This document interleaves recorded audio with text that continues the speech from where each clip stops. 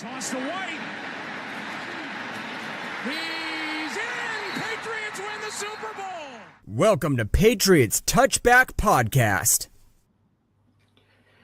Good evening, everybody. Welcome back to the Patriots Touchback. We are back. Football is officially here. We're literally 2 days away from our first game, preseason game, shall we say.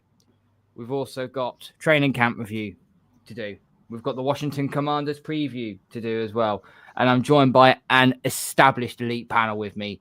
We got DJ Ferrero, we got Kieran, we got Nick, and of course, we have a noob one amongst us, Mr. Chris Baker. Good evening, gentlemen. How are we all doing? All good. Yep, good. Yeah, good, thanks. Awesome. Nick, how was your Oasis concert the other week? Because I heard you, I heard it was quite crazy, shall we say? Yeah, bit mental, you know, as Mancunians like to do things differently. But yeah, I think my back's just about recovered. My ankles don't hurt as much. The blisters have gone off the soles of my feet, you know. So all in all, yeah, and given the leaked dates for next year, I'm, you know, starting to siphon some pennies off and start saving again. No, another 250 quid, is it? Well, that would be if I get one in the right way. If you know, I have to pay more than that to get one this time. So yeah, we'll leave it at that. Absolutely madness. Absolute madness. How's everyone's summer been? Have we all enjoyed our summer of the off season? Yeah, nice break. It's been too wild yet, but yeah. Just counting down the days now until I can go on a little adventure. Oh, yeah, is that what they call championship football now? That's what I was saying. Here we go. Yeah.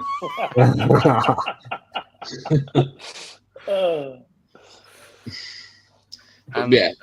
I mean, we're favourites for the league for a reason. So, but that wasn't what I was referencing.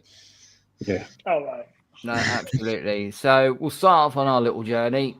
Training camp. Obviously, it's been going now for the last 11 days now, because the 11th day was today.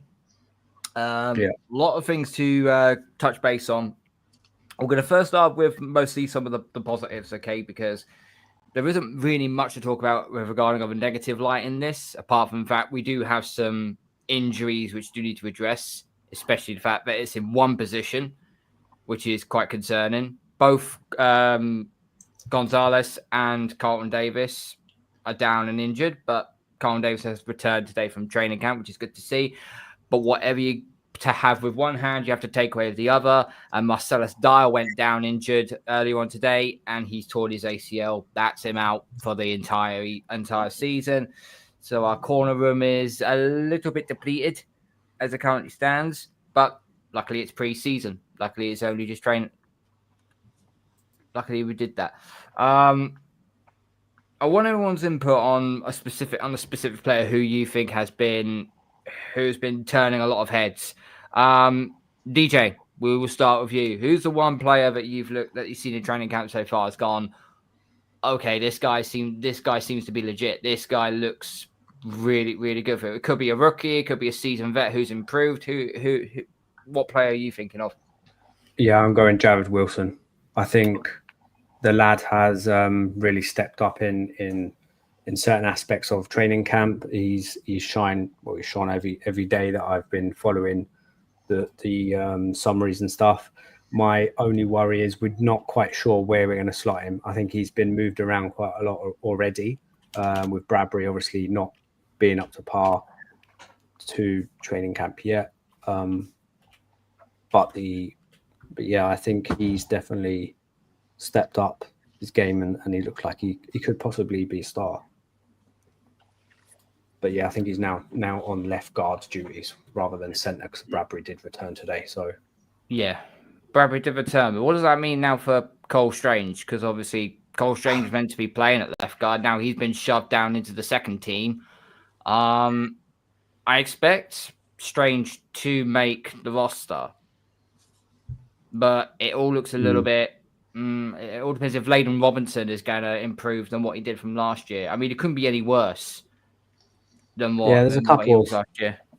there's a couple of things moving around. I mean, I think Morgan Moses, he had to step away today and yesterday. I don't know the severity of it or what the plan was, but I think Marcus Bryant did step into right tackle,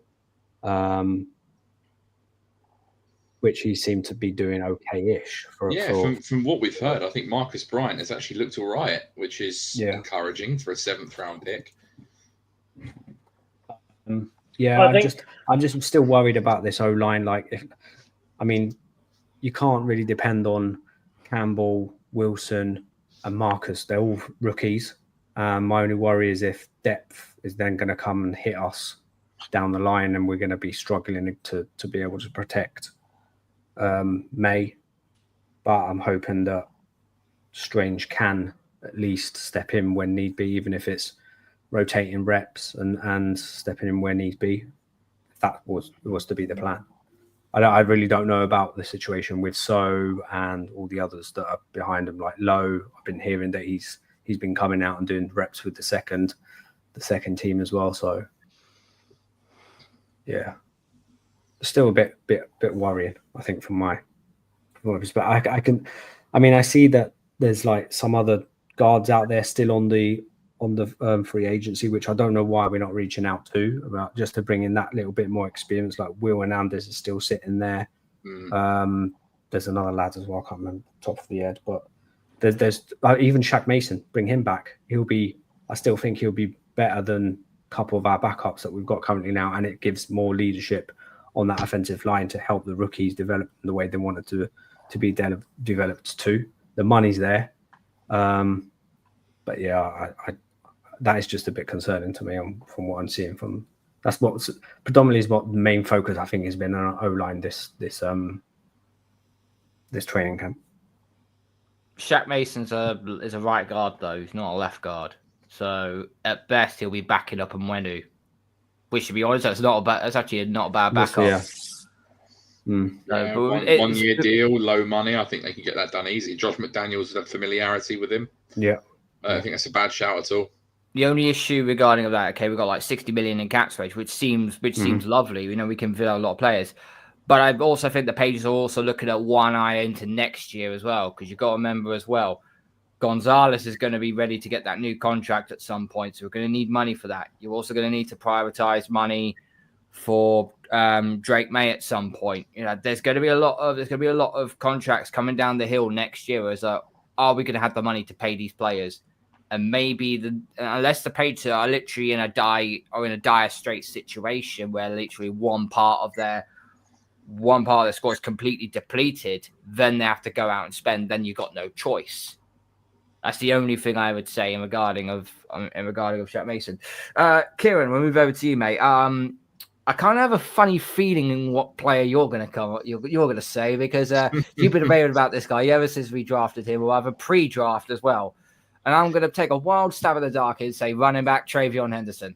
Well, I was tempted for a second to go for someone different just to mix it up a little bit, but it's hard to ignore just how dominant he has been in training camp, and that he is just ridiculous. Like, he's going to be a legitimate threat. Like, he's not only making plays on the ground, but like, we know that what a great receiving back he is as well. And that you've seen multiple touchdown receptions and deep runs, deep receptions from Travion Henderson. To the point now where fantasy analysts and people that cover the league as a whole, as a wider whole, are saying like the feeling within the building now is like that he could be really special.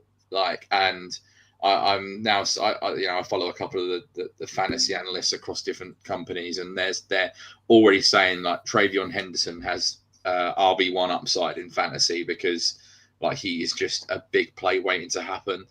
I said at the time, around about the draft, didn't think there was a better running back fit for what we needed than him. We got him, was really happy with it. I think he's a superstar in the making. Just hope he can stay healthy, because he had a couple of injuries at Ohio State. But I think we've genuinely got a gem on our hands here, and I think our offense is going to run a lot through him going forward. So excited to see him take the field now and rip it up. Seems that May's really connected with him quite early in training camp as well, which is a really, really good positive aspect, because I've seen that he's not only just that he's had more receptions like in touchdowns than he has on the ground. So it just goes to show that he's more of a pass back, running back. It reminds me a bit like it reminds me, hopefully, without all the attitude issues, he does remind me a little bit of Le'Veon Bell, where you could just line him up anywhere and he's a problem to deal with. Line him out in the back, line him out wide, put him in the slot. You can actually do anything with Travion Henderson, and I think that's why versatility does help in this matter. But listen, I've been watching a lot of Travion Henderson training camp, and yeah, he's our own. I will say this, though, this may be a little bit negative for me to say, but he's really our only explosive threat. Bar, obviously, Drake Maye, obviously, but he's our only explosive threat. I think Diggs is good for what he is, but I don't think he's explosive enough. I don't think the likes of what I heard from a couple of podcasts was the separation is still an issue with the receivers. It's still an issue.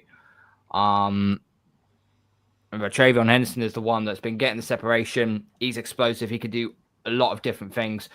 And personally, yeah, I'm looking forward to seeing this guy.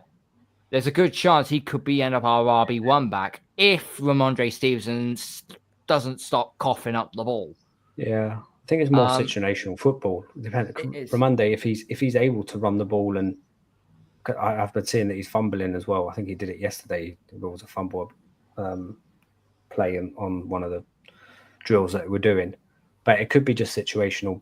Who's the matchup against Travion versus the running game? So if someone's like we just saw on that video with Mapu, where he got done, broken ankles. If you get someone like that matched up against him, you're going to him all day.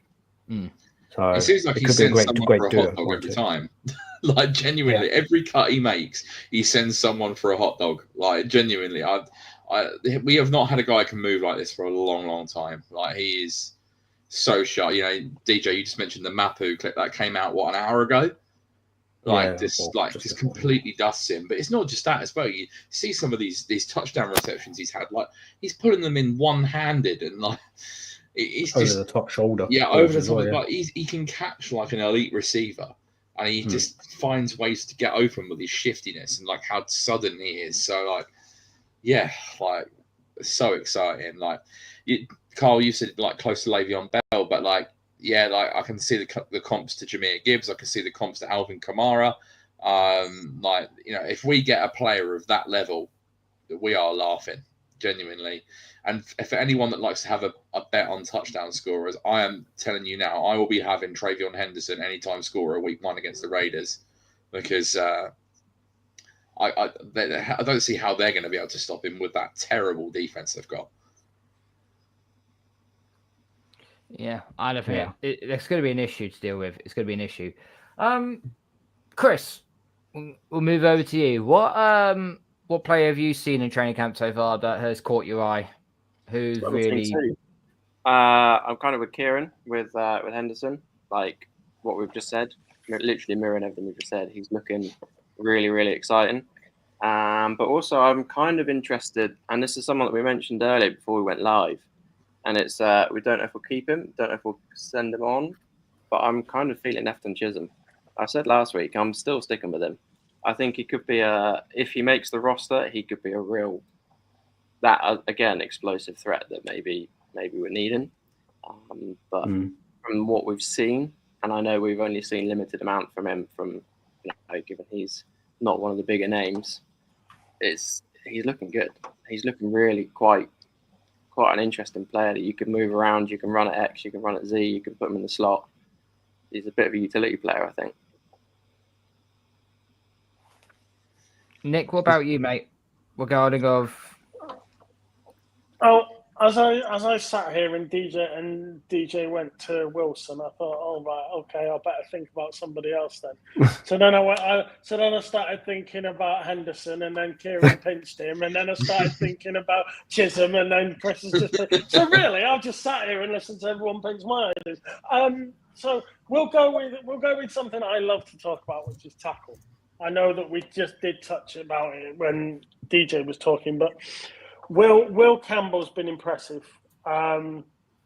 he seems to, in those first few days of camp, Keon White got the better of him first couple of days, and I think he learned on the job fast.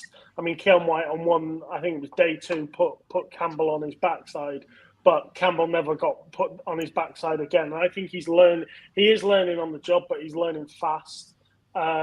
He seems to be doing the right things at the right time, and if he doesn't do the right thing, he doesn't make the same mistake.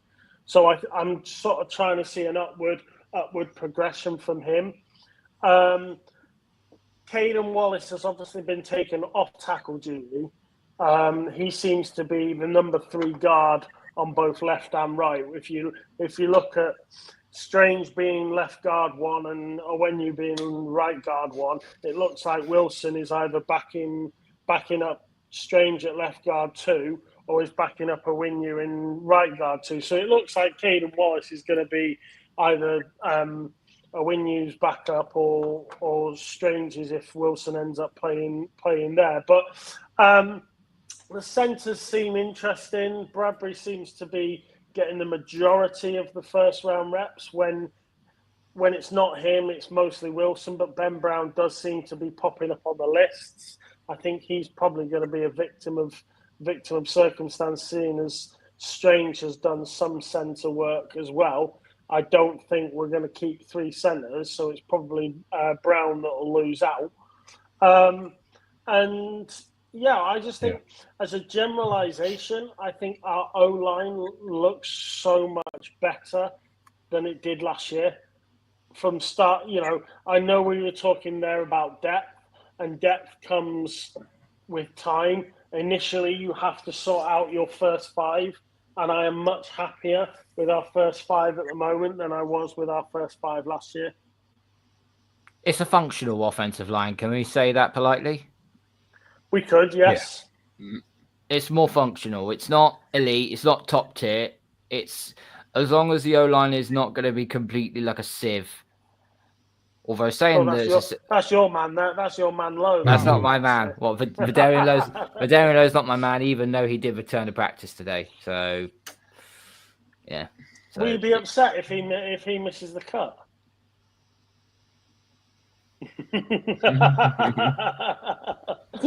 Silence is golden. No swearing on this podcast. Anyway, when we got this receiver last year, I was quite surprised by him, thinking we'd nab him up, and that was Keishon Butte. Are we very honestly? I've seen him in what he's done in training camp so far. He has come leaps and bounds. He said in an interview, I think it was either today or yesterday, not quite sure when it was. He basically said he was undergoing 2 different ankle injuries last year, so he wasn't moving as smoothly as what he used to be. But now he's moving a lot more freely, and he's now playing the way he can be, which is a good sign, because Butte was really, out of all of the receivers last year, Butte was the only bright spark that we had out of our receiver core. That just said it all, frankly. But now you throw him into the mix with the likes of Stephon Diggs, Kyle Williams as well. I thought Williams has looked very, very good.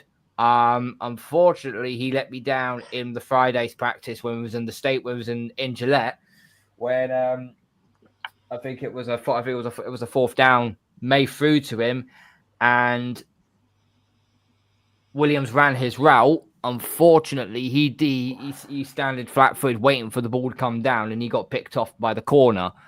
What he should have been doing was looking where that ball's going and going, shit, that's going to get called. Austin, wasn't it? That was Alex Austin. He should have looked at that going, crap, that's going to get picked off, or at least batted away. So he should have come back to the ball, and he didn't do that. So I was a bit disappointed with that one.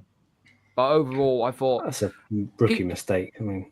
It's a rookie mistake. Yeah. It's a teething pain. But if you do that in the final game, let's say in the regular season, even worse. Let's just say it's a game where if we win that, we're in the postseason. He buggers that line up. Oh, Jesus, there's no... You know what the Boston media is going to be like. Although they'll just blame Drake Maye for throwing it wrongly, but it is what it is. But no, I look at the receiver core. It looks good. It looks better so far. It does look better so far. Diggs looks decent. Kyle Williams, this is the reason why I drafted him 7 out of 10 times in my mock drafts, because the kid's just a really, really good receiver, and I think he's going to be very good for us. Butte's going to improve. Pop Douglas as well. Looks like he's taken a big step forward in the slot position. It seems to be Drake May's go-to guy, which is what we've been wanting to see for a while. And now the rest of it is all up for grabs for me. What about on the defensive side of the ball? DJ, obviously, I just seen you put in the private chat there. Yeah. DJ James has come in due to our quarterback deficiencies. He's come in and he's actually made some very, very good plays as of late. Yeah, so he's an restricted free agent, wasn't he, or unsigned, undrafted free agent? He was a waiver pickup from the Seahawks last year. He was a 6th round pick in 2024 out of Auburn. Seattle waived him at some point during the season, and then we picked him up for waivers. So obviously his name's been around quite a bit in the last couple of days as well. But that could be the fact because Carlton Davis has been down, Gonzalez has been down, but this lad has really stepped up and he's shown that he could actually, now that Dial's unfortunately gone with a torn ACL, there could be an opportunity for this lad to make the roster. And if he continues to have a good preseason, I think he will make it. There's a good chance of that. Nick, what about you? Defensive players. Who's caught your eye on the defensive side of the ball? Sorry, me. Yeah. Right, sorry, I broke up then. I think mentioning it when I talked about Will Campbell opposite him, Keon White. Keon White, for me, has stepped up. Obviously, Barmore had his injuries last year, and I think Keon White is one of those players that plays with his head. He seems to be learning a lot, and he's not like the natural. He doesn't have that natural athletic build, but he has that sort of like brain. He's playing ahead of where the ball is. He's seeing it before. I'm not saying he's seeing the future, but he's seeing where he should be in the time in the play, and he seems to be learning quicker than what we expected. I've been really impressed with Keon White, the way that last year he took sort of like control of that leading defense, especially with Barmore being out. And he seems to have done the same again this year. And, he will be, you talked about contracts coming down the line. He's another one that will need paying. And I hope we do, because he's been really impressive. No, I agree. Completely agree. Chris, what about you? Who's the defensive player that's caught your eye? Well, I was kind of scuppered it, to be honest. I was going to say DJ James. So, not really sure how that's going to go now, to be honest with you. Watched a lot of his college tape at Auburn. Really liked the player, but obviously the news that we saw just before we went live, not so sure. I'm not sure anymore. But we'll see. We'll see what comes of it. Have they said? I don't know. I only picked up on it just as we came on. Is he out for the season or no? It's a Dial.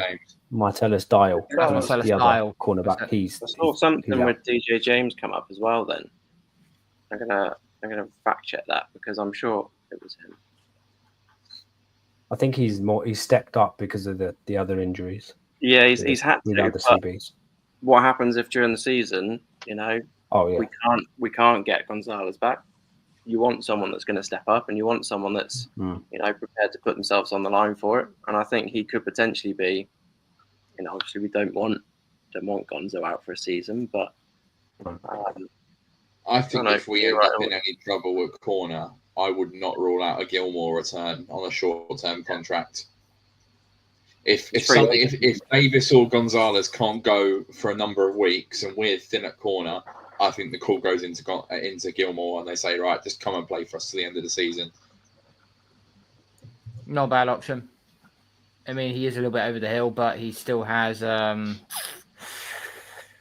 wouldn't be a bad option. But we know. But as I said, Colin Davis is returned back today, so there's a bit, but I think he'll be on like a snap count. He'll be load managed properly.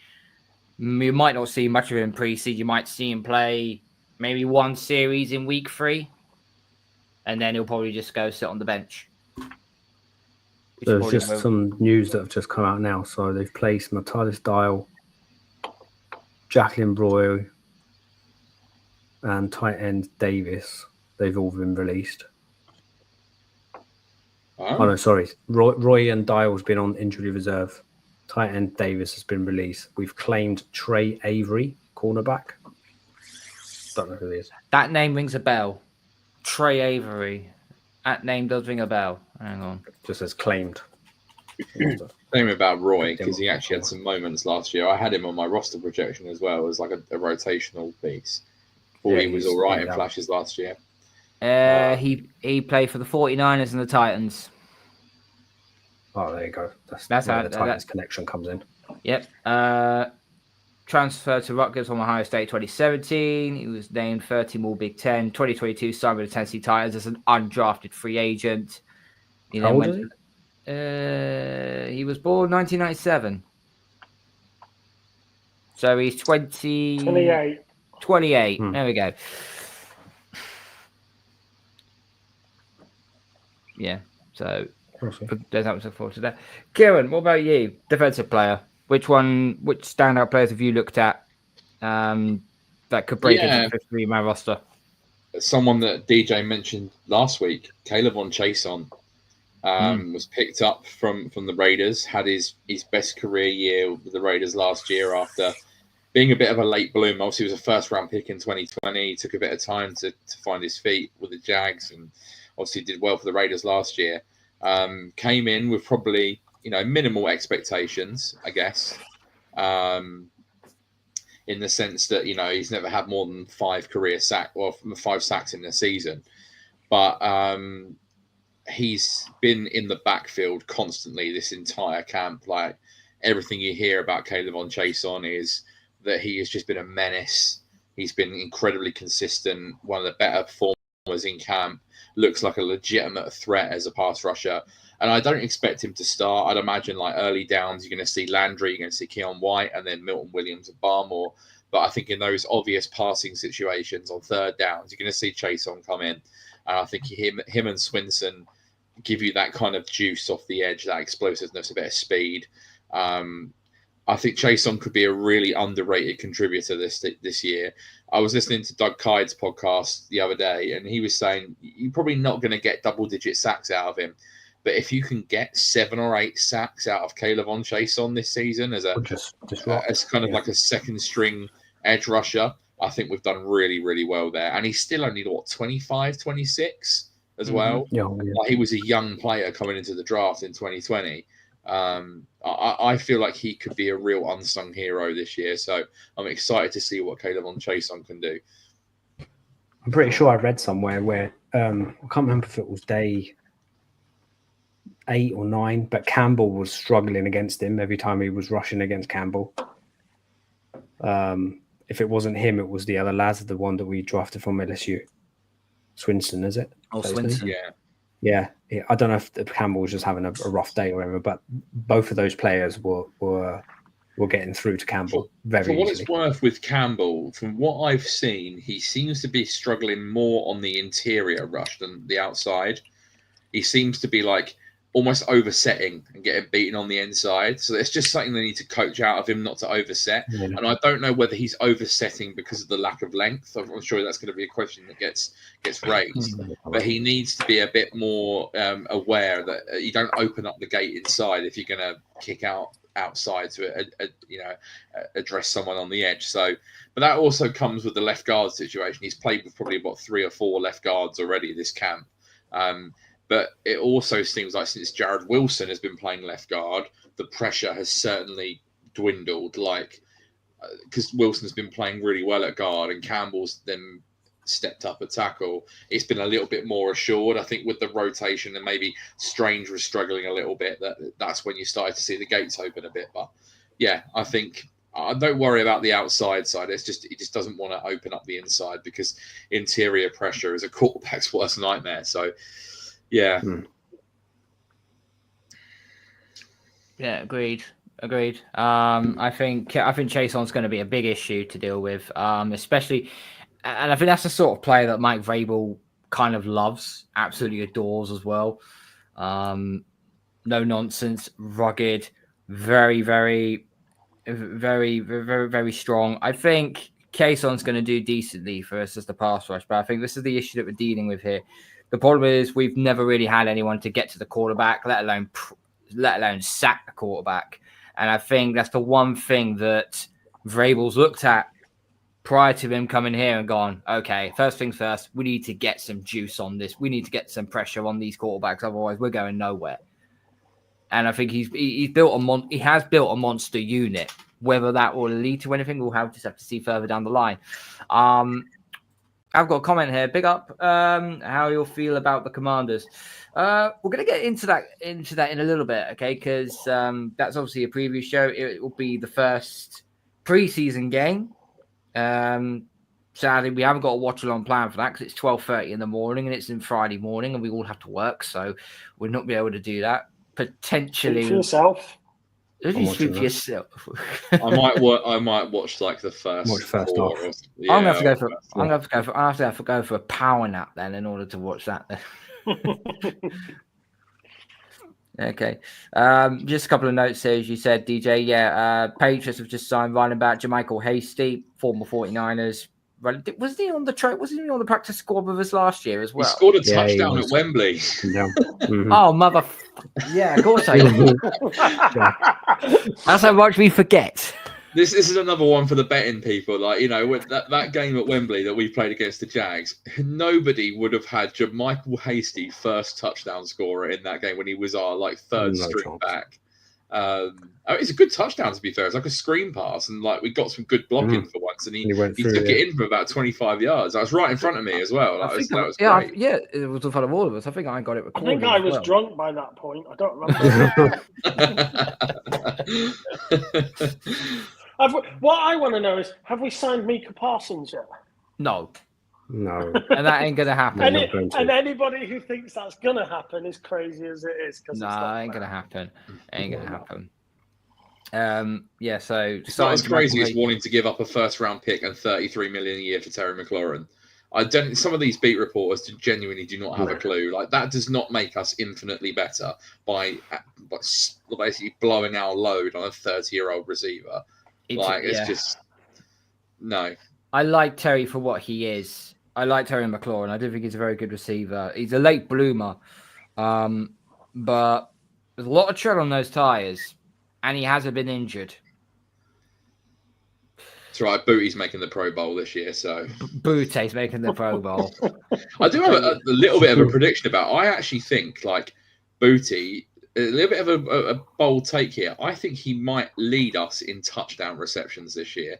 And he weren't far off doing that last year. I know there weren't many, but you think about Diggs and Douglas going to work over the middle, but he's your big physical ex-receiver, isn't he? So I genuinely think he could have the most touchdown receptions out of all of our receivers. That's a very bold take. Very, very bold take there.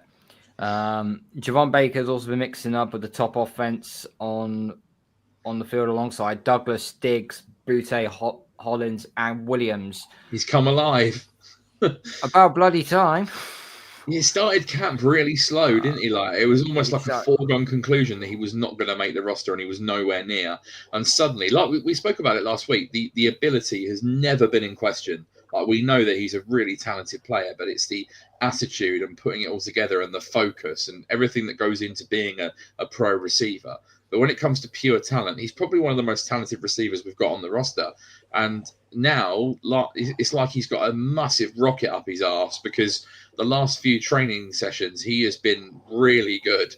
And apparently I saw a stat. He has the most touchdowns out of any player on our roster in training camp so far. He has 11 touchdowns, which is good. I know a lot of it will probably be against the second string, but he's clearly earned that opportunity now.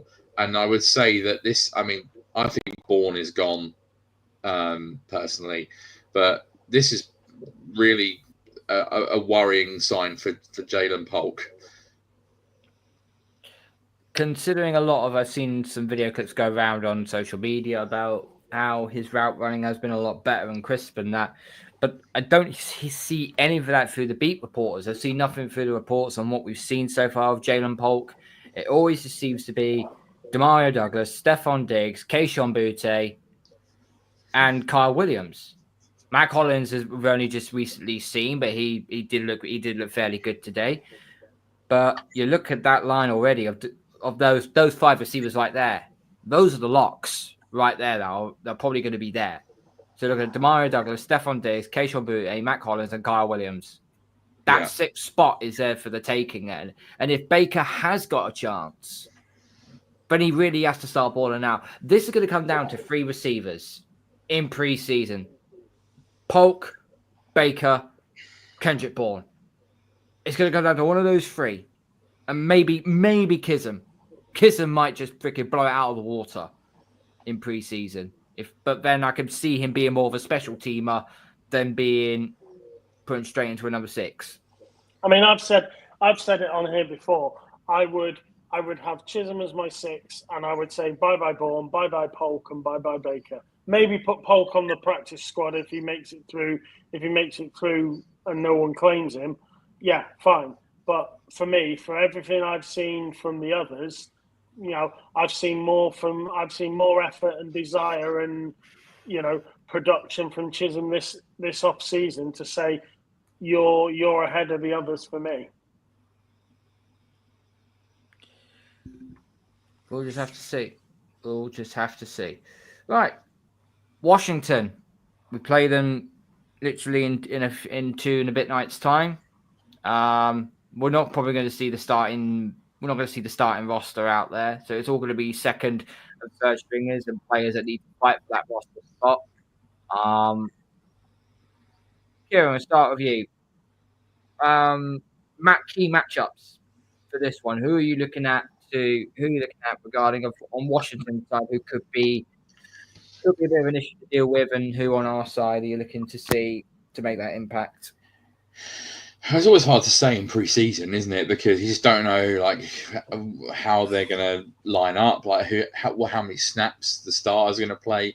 Are we going to see any of Jaden Daniels? Are we going to see their first string in any regard? So I genuinely don't know how I feel about it, and I don't really think preseason matters too much. I guess, like I said last week, the key things I've been looking for, particularly in the joint practices, would be how will we contain Jaden Daniels as a runner, because there are plenty of running quarterbacks in the NFL now, and that will be key to know if we can contain a running quarterback.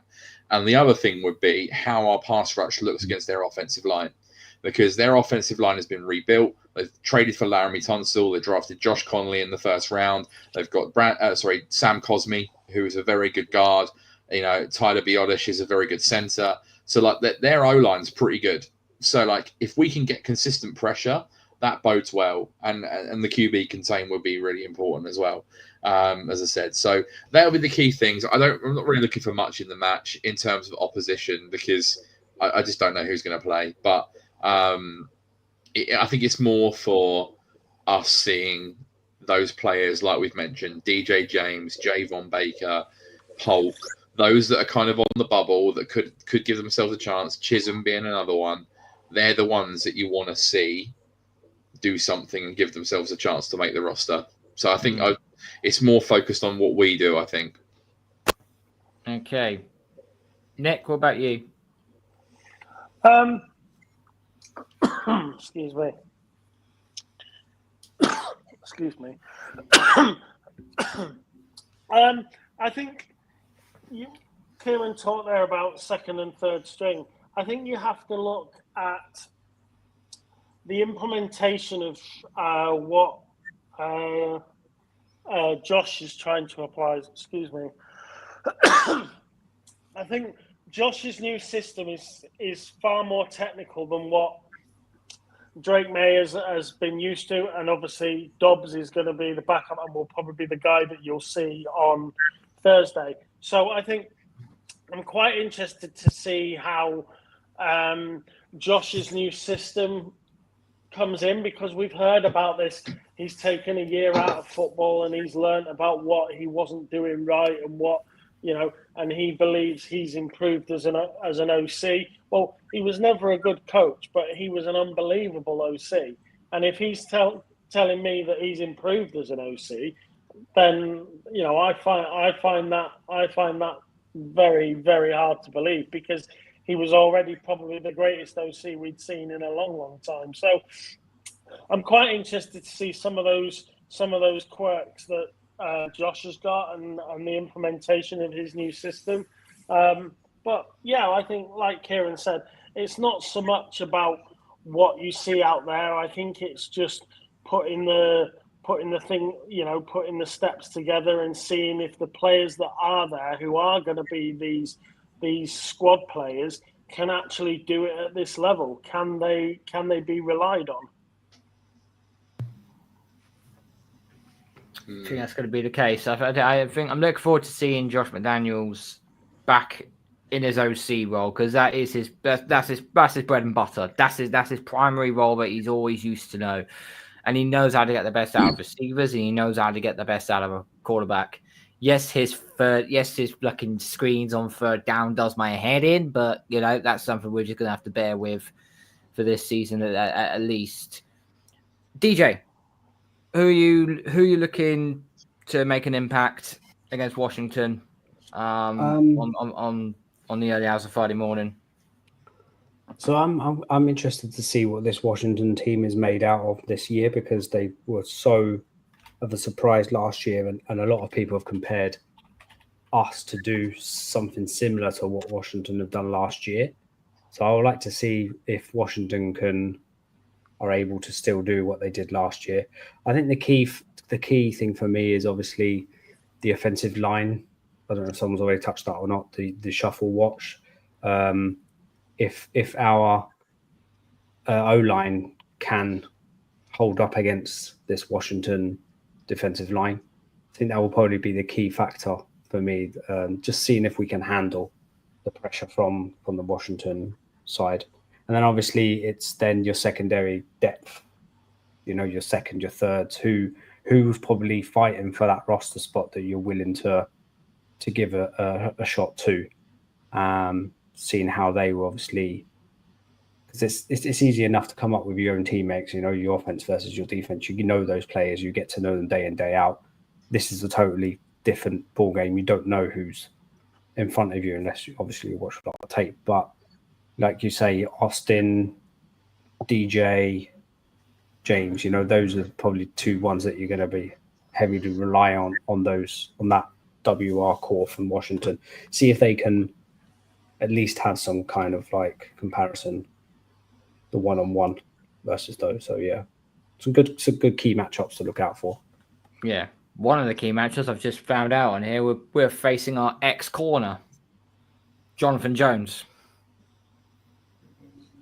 Yeah, and Dietrich Wise is there as well, right? And Dietrich Wise is there as well, yeah. I think Washington as a whole, I think I would still, as things stand, have them coming second in the NFC East. I've kind of flip-flopped between them and Dallas, but I think if Dallas lose Micah Parsons, then I think that's going to be a huge dent to them. With Washington, though, I think they've definitely got some nice pieces. There is a part of me, though, that thinks that they massively overachieved last year.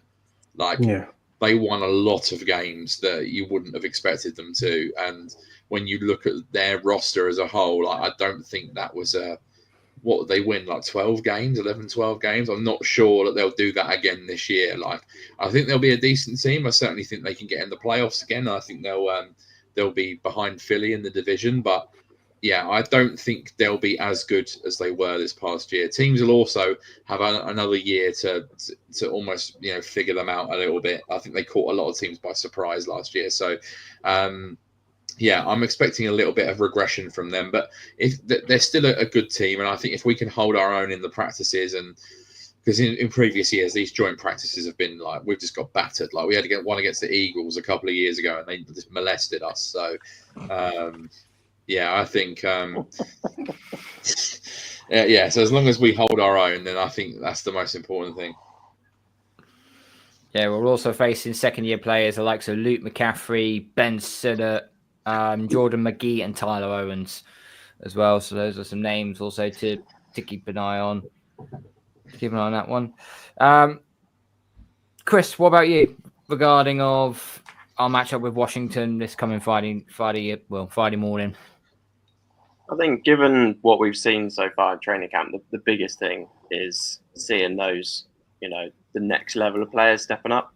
So the O-line, we need people moving around in there. We need to see what they're going to be able to bring, the people that aren't guaranteed roster spots. You want to see, we're probably going to see, a lot of players moving around, and same with corner as well. If they don't know for sure what's going on with Gonzo, we're going to see a lot of movement there, and you want to see those players. The chances of a rookie stepping up and getting that chance, you're going to get that shot in a preseason game, but you're not going to get it in a regular season game. It's important for them to be able to show what they can do in a game situation, because it's completely different from training camp. You're lining up against someone completely different in a different jersey. I think with the likes of DJ James coming to the forefront, and obviously you still got Alex Austin as well. They'll probably take hold of most of the reps in preseason. I don't think we're going to see if Gonzo is just going to be wrapped in cotton wool until week 1, then fine, I'm all for it. Carlton Davis, I only want to see him do maybe 1 or 2 series in week 3 against the Giants, and that's it. If you want to maintain your corners as much as you can in this aspect. I'm more interested. There's no one else. There's only Minor, Wade, Austin, DJ. Now we just signed Aubrey. Have I missed someone? Jonathan? No. Yeah. There's a couple of UDF players as well. Jack Jones, is it? Or not Jack Jones? Marcus Jones. Marcus Jones. Sorry. Marcus Jones. Can we just on Alex Austin for a second? Because we just appreciate the new nickname he's got from the Mike Rabel being AA. If they don't start calling the battery from now on, I think they're missing a trick. The battery. It's called AA. You need a double A battery. Double A, yeah. Bro. Either that or you call him Pisshead. Yeah. Or breakdown assistance. Oh yeah, the AA. Breakdown assistance. There we've gone forever. Oh dear. How many more puns? Did you want to see that video of Hollins, the way he came out on training camp for his first day? He's very weird, isn't he? He's very weird. He's almost very hippie. He's very, very hippie-like. Very weird. I didn't realize how big he was. He's what, 6'5", 6'4"? He's 6'4". Cool, yeah. Absolute monster. Yeah, and it must be 225, 230 pounds. He's a big, big fella. Yeah. And he walks around with no shoes. Legitimately, he walks around with no shoes. I was reading, apparently it's so that he can stay grounded. That's so he can stay grounded. It's so that he can feel connected and the energy. So, yeah, he's obviously got that, hippie kind of mindset. And then he goes and takes someone's head off in a game. Maybe he's feeling the battery as well. But as we got to refer to Alex Austin as the battery from now on. The battery. Yeah. I would say we do a score prediction on the preseason, but it's very difficult to try and see. I was looking at this, whether it's win or loss, I don't really care about the result. I think it's more of a case of seeing what we've actually got on the field, how our players actually get on, how the rookies get on, how our new signings get on. As long as we don't get blown out and it's a fairly close game, I'm not really too bothered. But I mean, a win will be good because it means it gives the morale on the roster and for the team and that. So it gives you a bit of a winning assertive going into the next 2 preseason games. I just hope to God we just come out of this with no injuries. What I love about about Go on. preseason is that in like the third and fourth quarter, when like the real like outsiders to make the roster are on the field, and you get some kind of crazy play happen. Like I want to see Ben Waldridge throw a touchdown pass to G. Scott Jr. That's what I want to see. Like, you know, and for what it's worth, supposedly both of them have actually looked okay in camp so far. Like Waldridge for an undrafted QB, like, is he going to be the third string? I'm still not convinced that he'll be on the roster, like, and they'll look at someone else. But according to, I think it was Phil Perry, he said that as it stands, G. Scott is ahead of all the other tight ends that are battling for the number 3 spot. He's the only one consistently making plays in camp. And I had Dipri on my roster projection. What's going on with Dipri? It seems like G. Scott has got the leg up for the number 3 job at the moment, which is when he's a national champion with Ohio State. He'll know Travion Henderson. Like, you know, maybe he could be a sneaky player. But I love it in the preseason. There's going to be something crazy happen in one of these games where you're going to fall in love with a undrafted Division 3 player that's on the practice squad or whatever, and they're going to do something mental. So yeah, I want to see that. I think honourable mention is that they're doing the Brady thing as well. His statue's getting unveiled, I think, before the game. Yeah. Providing it looks better than that Cristiano Ronaldo statue.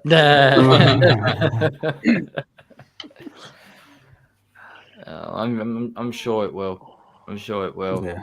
It's a shame Joe's gone a year early and not seen it. Where are they putting it, by the way? Is it like outside the ground, or I'm guessing it'll be outside the stadium. Yeah, I think it's outside near the the main, near the main entrance to the main stand.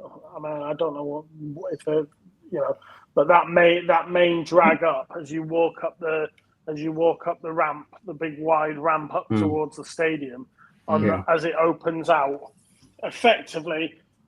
Sort of like where the Bobby Charlton statue is at Wembley, it would be a sort of in the same place at Foxborough, just as it opens out from the path to go all the way around the stadium. I think it's there.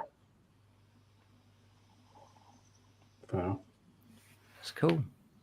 That's cool. All right, gentlemen, I think we'll wrap that up. We'll call it a night.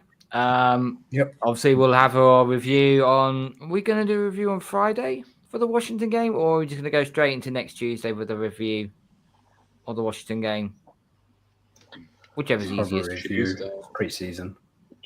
Yeah, we'll probably do the review on preseason. Obviously, then we'll have the who is it we play next? And Panthers. I think it's Panthers will be the next. The second will be the week 2 game. I think it usually is. So yeah, we'll have a preview of the Panthers game next Tuesday and the review of the Commanders game next Tuesday as well. So hopefully we'll come away with a good win. Hopefully come away with no injuries, and hopefully we come across some players that could make the roster. It's going to be fun to say the least. Thank you to DJ, to Nick, to Chris, and to Kieran. As always, make sure you smash the like button. You Gronk spike the subscribe button. And make sure you follow us on all our social media platforms, and you follow the podcast on Spotify as well. We will be back again next Tuesday for another edition here of the Patriots Touchback podcast. So good night. God bless. Go Patriots.